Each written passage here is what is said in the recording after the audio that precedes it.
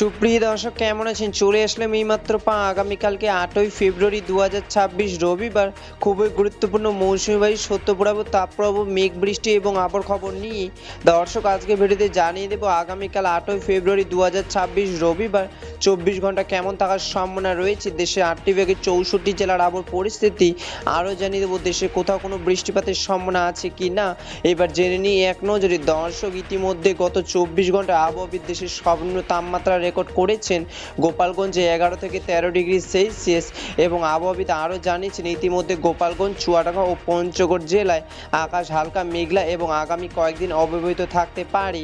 দর্শক এই পর্যায়ে সরাসরি চলে আসলাম স্যাটেলাইট উপগ্রহের চিত্রে এবং এই মুহূর্তে দেখতে পাচ্ছি আজ এবং আগামীকাল 24 থেকে 48 ঘন্টায় দেশের 8টি বিভাগের 64 জেলার আকাশ পরিষ্কার থাকার সম্ভাবনা রয়েছে। আপাতত 24 ঘন্টা রংপুরে হালকা মেঘ বৃষ্টি পড়ার সম্ভাবনা রয়েছে। দর্শক এবার সরাসরি চলে আসলাম মেঘ বৃষ্টি স্যাটেলাইট পূর্বাভাস চিত্রে এবং এই মুহূর্তে দেখতে পাচ্ছি আগামীকাল 8ই ফেব্রুয়ারি 2026 রবিবার পর্যন্ত দেশের সব বিভাগে মেঘলা আকাশ থাকার সম্ভাবনা রয়েছে। তবে দেশের কিছু কিছু অঞ্চলে আকাশ হালকা সাদা আবসা আবসা মেঘলা থাকতে পারে।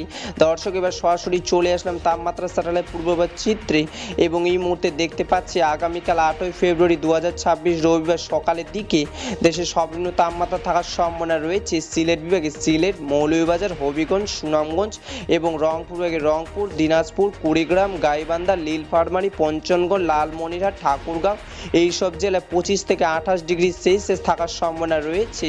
দর্শক এই ছিল আমার কাছে আগামীকাল 8ই ফেব্রুয়ারি 2026 রবিবার 24 ঘন্টা খুবই গুরুত্বপূর্ণ আবহাওয়ার খবর। দেখা হবে পরবর্তী দিনে আবহাওয়ার ভিডিওতে। ততক্ষণ সুস্থ থাকুন, ভালো থাকুন, ধন্যবাদ।